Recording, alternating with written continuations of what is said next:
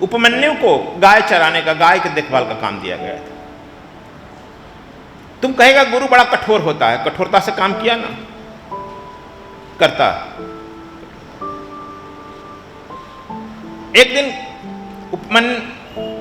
धौम्य ने कहा उपमन्यु से, बेटा बड़ा मोटा ताजा लगता है, खाता क्या है? कहा गुरु जी मैं जाता हूं भिक्षा मांग लेता हूं, देहातों में खा लेता हूं। कहा बड़ा गलत करते हो, और भी ब्रह्मचारी भिक्षा मांगेंगे ना, तुम ही मांग कर खा लिया करोगे तो और क्या होगा। इसलिए तुम जो भिक्षा मांगते हो आश्रम में गुरु मां को सौंप दो। कहे ठीक है। उपमन्यु भिक्षा मांगकर आश्रम में सौंप देता। फिर महीना के दिन के बाद पूछे कि बेटा मनु बड़ा मोटा ताजा लग रहा है, अब क्या खाता है? कहा गुरु जी पहला भिक्षा तो दे जाते हैं, दूसरा भिक्षा मांगकर खा लेते हैं। कहा कि बड़ा गड़बड़ कर रहा है, बार बार भिक्षा मांगने पर गांव वाले लोग क्या कहेंगे बेटा? तो कहा तब भिक्षा मत मांगना है एक बार के बाद। कहा ठीक। देखो तो गुरु कुछ दिन के बाद फिर गुरु पूछे कि बेटा बड़े मोटे ताजे हो, क्या करते हो? कहा गुरु जी गायों को दूह कर पी लेते हैं। कहा घरे पगले, गायों को जब दूध लेगा तो आश्रम का काम कैसे चलेगा? गायों के दूध को मत पियो, आश्रम में दे दिया करो। ठीक है। अब वह लड़का जो है गाय को दूह कर दे जाता आश्रम में। फिर गुरु जी पूछे कि बड़ा मोटे ताजे हो, अब क्या करते हो? गुरु जी बछड़ा जब पीते हैं ना तो मुंह नीचे लगा लेता हूं, उनका जब झाग गिरता है मैं पी लेता हूं। सत्य बोलते थे। सत्य बोलना ही ब्राह्मण का लक्षण होता है, सत्य बोलना ही ज्ञान का लक्षण होता है। वह लड़का सत्य बोला। कहा कि अच्छा ठीक करते, लेकिन तुम बछड़े बड़े कारुणिक होते हैं बेटा ना, करुणा करके दया करके ज्यादा झाग गिरा देंगे, वो दूध नहीं पिएंगे, फिर तुम उनका शोषण किया ना, ये भी मत पियो। कहा ठीक है गुरु जी, लेकिन गुरु जी नहीं कहे कि तुमको पीने खाने के लिए व्यवस्था कर रहे हैं। देखो गुरु परीक्षा लेता है, लेकिन आजकल जो है शिष्य ही गुरु का परीक्षा ले रहे हैं। तुम लोग कहे कि बहुत गुरु घंटाल भी संसार में हो गए हैं। सदैव से रहे हैं यार, अभी नहीं हुए हैं। गुरु अगुरु सदैव से रहे हैं। राम थे तो रावण भी था, वशिष्ठ और विश्वामित्र थे तो कालनेम भी था, मारीच भी था। परखना आपका काम है। महावीर थे तो गोशालक भी था, सदैव से रहते हैं। प्लस और माइनस, विद्युत धारा के दो तार होते हैं तभी इलेक्ट्रिसिटी प्रवाहित होती है। इसलिए सत्य और तम दोनों साथ साथ चलते हैं। आरुणिक उपमन्यु का सुना। उपमन्यु भूखे, अब क्या खाए, सब खाना तो बंद हो गया ना। भाग सकता था, लेकिन वह एक दिन भूख से जब छटपटाने लगा तब आंख की पत्तियां खा ली। आंख समझता है ना, आंख विष होता है। वह अंधा हो गया। गाय को शाम को ला रहा था, गाय तो आश्रम में पहुंच गई। उपमन्यु रास्ते में एक गड्ढा कुआं था, उसमें गिर गया। गाय जाके सूचना दे दी गुरु जी को, मैं आ गई, हम लोग आ गए, आपका चेहरा छूट गया। गुरु जी फिर सुबह अपने शिष्य को खोजने निकले। चिल्लाया बेटा कहाँ हो? चिल्लाया कुआं, वो भी चिल्लाया कुआं में से। गुरु जी मैं कुआं में हूँ।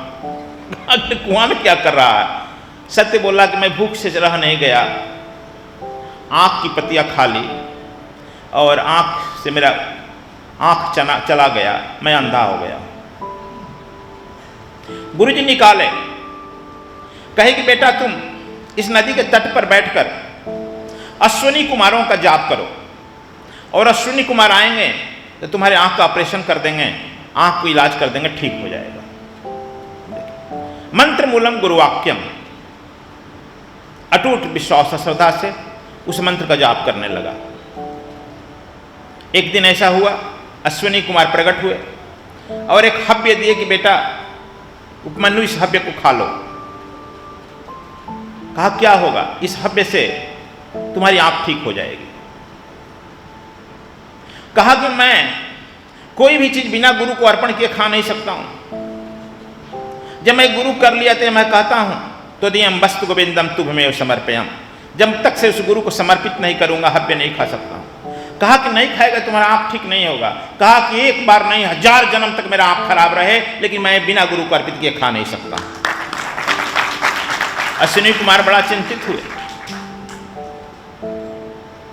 अश्विनी कुमार कहे कि बेटा एक बात कहे। तो कहा कि हाँ, तुम्हारे गुरु जी का भी एक बार आंख चली गई थी, उनको भी मैं हव्य दिया था, मैं साक्षी हूं, और बिना अपने गुरु को अर्पित किए खा गए थे। तो परंपरा चलती है, तुम भी बिना गुरु को अर्पित किए खा जाओ। उपमन्यु कहा कि अश्विनी कुमार अब जा सकते हैं, मैं अंधा रहना पसंद करता हूं, अब मैं बहरा रहना भी पसंद करता हूं, और आप ऐसे नापाक और गुरु निंदकों का मैं कोई बात सुनना नहीं चाहता हूं, आप यहां से जा सकते हैं। अब बताओ, कबीर साहब कह रहे हैं कि बड़ी कठिन है, बड़ा कठिन, गुरु से लगन कठिन है मेरे भाई, लगन लगे बिन काज नजरिए जीव पर ले। गुरु से लगन बड़ा कठिन है।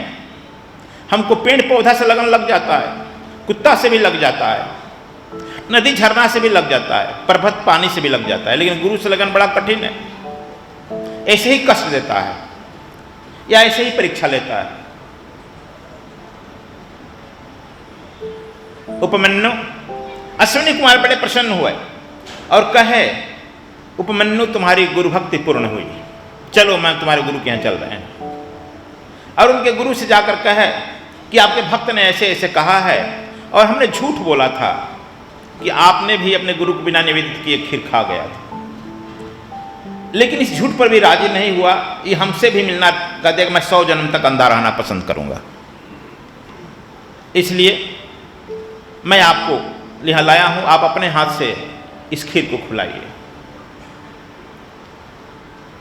गुरु जी कहे कि बेटा खीर को खाओ।